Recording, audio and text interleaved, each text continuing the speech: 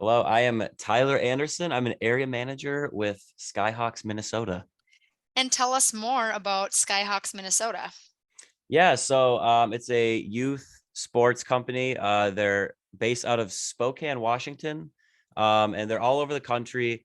So I work with the Minnesota area, obviously, and their main goal is to teach life skills through sports. So we offer tons of sports, basketball, baseball, football, floor hockey, track, lacrosse, a bunch. I probably tennis. We just started offering pickleball. I probably missed some, but so obviously, we want to teach skills like the actual sports skills. But at the end of the day, it's kind of about getting them involved. Getting them introduced to other kids, teaching them something that they can take with them, and we keep it pretty basic down to the fundamentals. But yeah, that's basically the main thing. It's we have kids all the way from ages 2 years old. And we're actually starting some middle school programs now. So it's kind of a big span, but the 2 to 3 year old classes can be fun. But like I said, it's not about, getting them to a professional level. It's especially at that age, it's about getting them, involved with something and having fun. Totally, totally. Yeah. So, with your sport management degree, did you know that you wanted to work with youth sports, or how did your path get you to Mhm. Skyhawks? Yeah. So I didn't know that I really wanted to work with youth sports. I always considered it as an option. Long term, I just knew I wanted to work with athletes. It all started, honestly, my kind of passion for sports started around 2009 when the Vikings almost made that Super Bowl. That's when I wasn't really into sports before that, but ever since then, I don't know, something clicked when I bought into that. And I also, obviously have learned to deal with the heartbreak of the Vikings. But yeah, it all started with that. And then in terms of youth sports, yeah, it just kind of happened. I actually heard about Skyhawks through Concordia. So I had a class with Lena Huberty, and she offered extra credit for introducing guest speakers. So one of them was the previous owner of Skyhawks, Greg Lauderdale, and I got to introduce him to the class. And then he kind of, talked about it, and I learned about Skyhawks through that. And then it was just like a nice introductory job into working in sports. I got to do, because I knew I wanted to work with athletes, so I got to do some coaching there, and that was fun. And now that I'm full time with the company now, and I'm getting a lot of good experience with Skyhawks. I worked for the Timberwolves and Minnesota United before, and I've looked at other jobs that professional teams are posting, and a lot of times, like, I had some part-time jobs with them and they were really great and awesome. But with a job like this, with a smaller, like, not, an NFL team, it's, you kind of get the opportunity to do some things that you might not with, a huge mega team like a NFL team. Especially where I'm at, where I'm kind of just getting started with my career. So that's kind of one of the main things that attracted me to the job. And now that I've worked with kids, I really do enjoy it. It's awesome. Growing up, I didn't think like that's what I wanted to do, but now that I'm doing it, I really do like it a lot. I think that's a good point that you make, that you don't want to rule anything out too early, right? So, our sport management Hmm. majors might be thinking, I want to be an athletic director. I want to be a coach. I want to work in parks and rec. But really, Hmm. getting a taste for all of these things before you eliminate off the top of your head is a great way to do it. Internships are a great way to Hmm. do that. Our students are required to do an internship, Hmm. but that can be just as much a way of finding what you do like compared to finding what you don't like, right? And then you can kind of Yes. narrow down there as well. Were there any classes in particular? So my message to all the students is, you're going to learn things in class, you're going to learn things from books. That doesn't Hmm. replace what you learn out in the field. But can you Yep. think of any classes that really have now tied in where you're going, oh yeah, I Yeah. remember doing that project or learning about that, and here I am doing it every Hmm. day. Right. Well, yeah, the first one that comes to mind. So first of all, I did my undergrad in sport management. So I started at the U of M and I transferred my junior year, graduated in 2019. And then I did my master's in coaching and athletic administration the next couple of years. So obviously the coaching element has played a big role. We had some coaching courses. And the main thing with that was they had us build a coaching plan, which is a big part of what I do. especially when I first started. Now I'm at the point where I kind of have a system down. I still adapt things as I go, but that was the biggest thing. And then anything with like, I also minored in business management, and anything like working as a team or trying to like, manage people, leadership, stuff like that. Especially with my new job, I'm a area manager, so I'm in charge of like the north area. So a big part of my job is just communicating with people. So it's not even necessarily a specific class as much as it's just like working with other students and like group projects and stuff, and like having deadlines. That was a big part of like going through school that kind of got me prepared. And yeah, I mean, like at our office, we kind of work well as a team, I would say. So sometimes it kind of almost feels like it's just like a big class project, except it's the real world now. So it is kind of weird to see how it translates. But Yeah. yeah, my program at Concordia was very well rounded.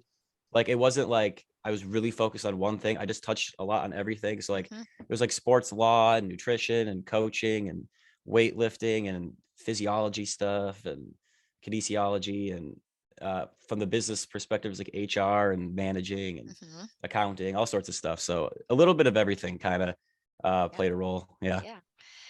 Here's a question that I didn't prompt you with, but if you Okay. have an opinion off the top of your head, since we're going this way, you talked about having experience in different ways. Hmm. Do you think that being a high school or college athlete is going to benefit you going into a career like this, or do you just Hmm. need to have the passion for sports and know how to work with people? I mean, is there's benefits to knowing the sports, right? Right. But I guess my message is you don't necessarily have to be a college athlete to still excel in this field. Or what have you seen? Right. Yeah. I would say it can help a lot, like you said. It also depends what you want to do, especially if you want to be on more the business side. You don't need as much of the background. But if you want to coach a sport, for example, at a high level, so like to do youth sports, like there's some sports I never played, but I've learned by looking stuff up and just Yeah. practicing like how to teach it. Obviously, if you want to coach at like an NFL level, it'll help a ton to have played football at least at like a high school level, I would say, Yeah. preferably college. So it really is a scale, but um, even if you want to, work in sports, you've never played a sport, there's other areas that, you can excel in. Like, there's like analytics is a big thing, and Hmm. computer stuff, and they need people working in law. And for stuff like this, it's very like what I do. When I started as a coach in so I think it was September of 2021, and that was very just strictly sports related. But now I'm kind of doing more business related stuff. So from that perspective, I could have really never played a sport in my life and gotten the hang of it. So Yeah. it really does depend, but and it definitely helps in certain scenarios. But it's definitely not like something that, oh, if you didn't play a sport at the highest level, you can't work in sports. Like that's definitely not true. Yeah. No, thank you. I think that's good for students to hear because I think they maybe Mhm. put themselves in a kind of a, pigeonhole themselves into a box thinking, well, I didn't play, so, but I like Right. Yeah. sports, but there's, I mean, the world is Hmm. wide open for sure. Yeah. S- No, 100%. So talking about you've transitioned a bit more to some of the management and leadership opportunities. What is a typical I know a typical day is not a typical day, but do you feel Hmm. like there's seasons within, you ramp up for summer camp stuff and like up and Hmm. like talk us through, if somebody were thinking about a job like this where they were working with youth sports in a Hmm. privately owned company, what are you going to see for kind of some of the seasons throughout the year or the ebbs and flows of work? And what does that look Yeah. like? Yeah, so basically I just kind of think of it as there's the school year and then there's the summer camp. So right now we're in the school year, obviously. So those are usually like after school or evening camps. They're typically 60 or 90 minutes, and they usually meet once a week for 4 weeks. There's also some like all day camps that usually run from like 9 to 3:30 p.m. And those are typically offered on days where like a school might have an off day, Sure. something like that. And then for something like that, since it's so long, you'll offer like three different sports and incorporate some, like we call them camp games. So like they're just kind of, it's not strictly related to the Yeah. sport. It might just be some fun game to play. Then we also have camps on Saturdays. We do have occasionally have Friday. We're starting some Sunday camps, but just typically speaking, there's Saturday camps as well. Um, for the school year, that's usually when you'll see a lot of the TOTS classes. So that's the 2 to 3 and 3 to 4 or 3 to 5 year old classes. And those are only a half hour because that's about all they can handle. even that's kind of too long for Yeah. them sometimes, for the 2-year-olds especially. But the other classes are an hour for the older kids. So yeah, during the school year, it's pretty much like that. And if someone were working here as a coach or director, we would just try to put you in like around where you live, because we have camps all over the Twin Cities area, and you would just do those after school. And then coaches usually get there like about a half hour early to set up. And then during the summer, there's more camps going on. There's just more free time for the kids. So usually camps, a typical thing would be you would work 9 to 12 and then 1 to 4 if you were coaching. So that's what I did over the summer. Mhm. And then there might be evening camps as well that you can do. But yeah, usually you just do one sport for that session, do camp games, like I said. Make sure the kids are having fun. We take breaks, have snacks and stuff. So it's fun. So in the summer, I've never been an area manager during the summer. I've worked with area managers, obviously, that were managing me at the time, but it's kind of the same thing. It's a lot of like making sure people are in the right place and they have the stuff they need and they're communicating with the right people. Mhm. So that's kind of like the main sports stuff. And then we also recently started a childcare program at a couple schools. That's just getting started. I don't know too much about that because I've never actually done it Mhm. myself, but I know Mhm. people that have done it, and it's kind of like they do. It's not just strictly sports, but there's still activities planned for like after school. But then yeah, through it all, like the main goal is to just teach life skills through sports. And my job is to kind of adjust with the age or the skill that I'm working with and incorporate games. So it's not just, doing drills the whole time. Mhm. And then by the end of the camp, we like to have a scrimmage. If we think they're ready for it, they can have them play a game. So if it's flag football, put the flags on. Mhm. Then the coach will usually be the quarterback, and we just try to score some touchdowns, I guess.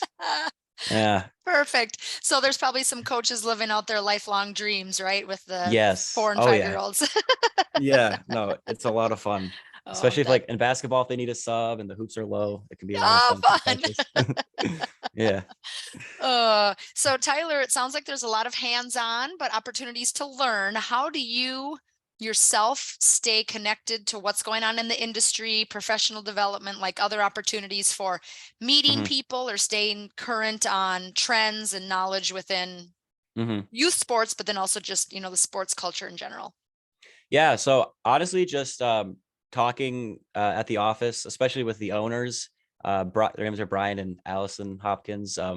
They kind of just keep us up to date on what's going on and what needs to be done, so that keeps us informed. And then like I said, I'm a big sports fan, so I follow sports like any other person. Like I'm obsessed. Like I'm on Twitter all the time. I watch sports all the time. Um, and like in terms of like jobs and stuff, like it's not really trends, but like when I was looking for a job, one thing that I relied on a lot was teamwork online, and just literally Googling jobs, like just to see like what was out there and what people were looking for. Um, and it can be hard to find, especially when you're just getting started. It can be hard to find like a full-time job that's what you want.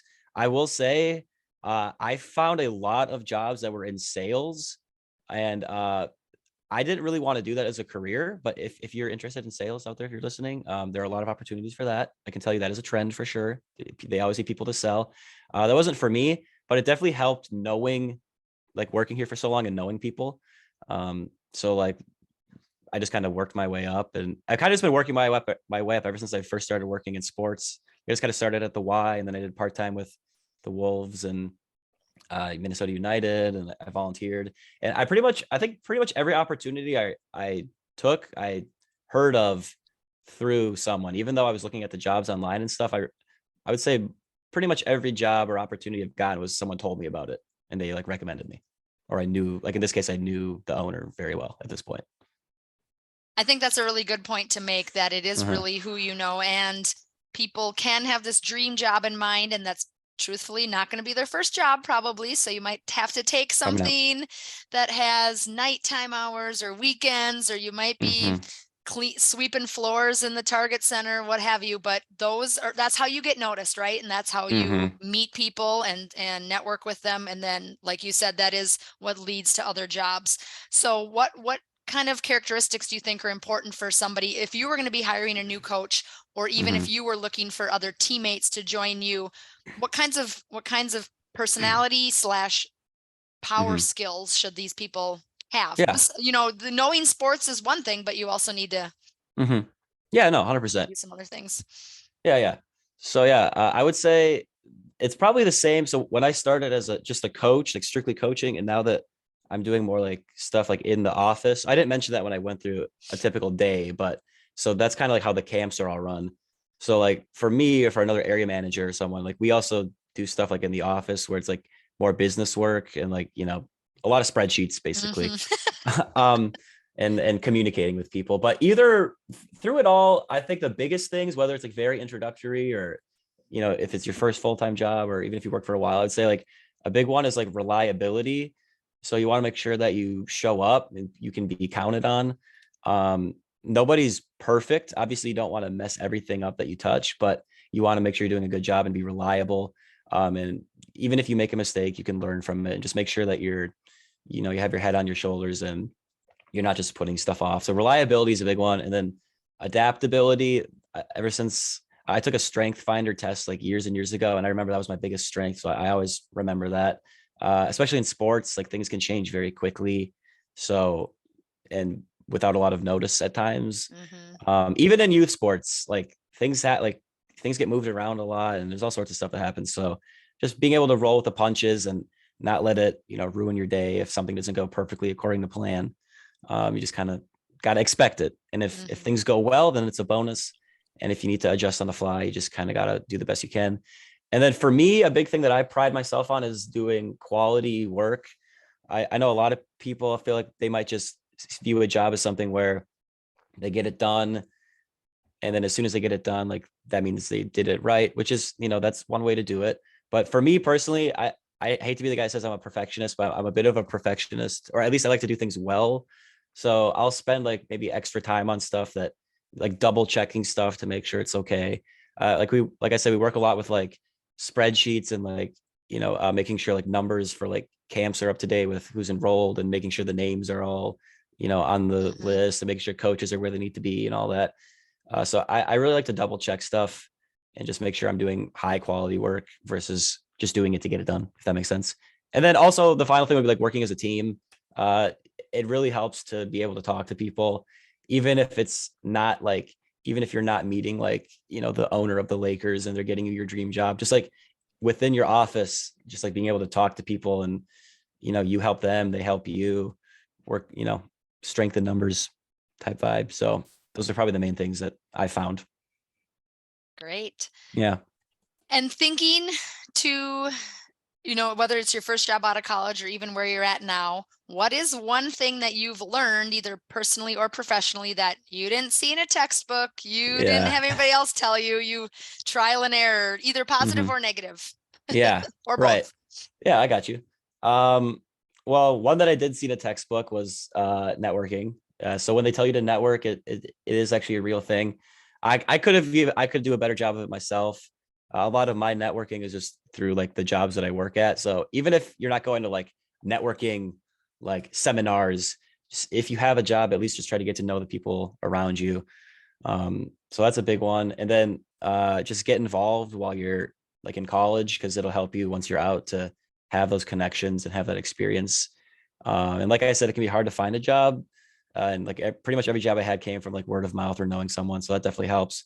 But then some other things I've learned, preparation is a big thing, especially in coaching or being an area manager. You need to make sure things are in place like well in advance. If it's the day of and you have someone, in Lino Lakes that doesn't have their basketballs for their camp starting in 20 minutes, and there's someone in Rogers that, they don't know where they're going or something, it can be chaos. So you want to make sure that you have your stuff prepared.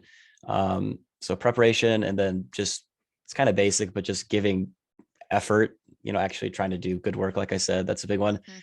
And then finally, the biggest thing I learned recently, I would say, is just being willing to jump in and not overthink stuff and be scared to start like a new job, because I was very nervous after college to like get started with a career.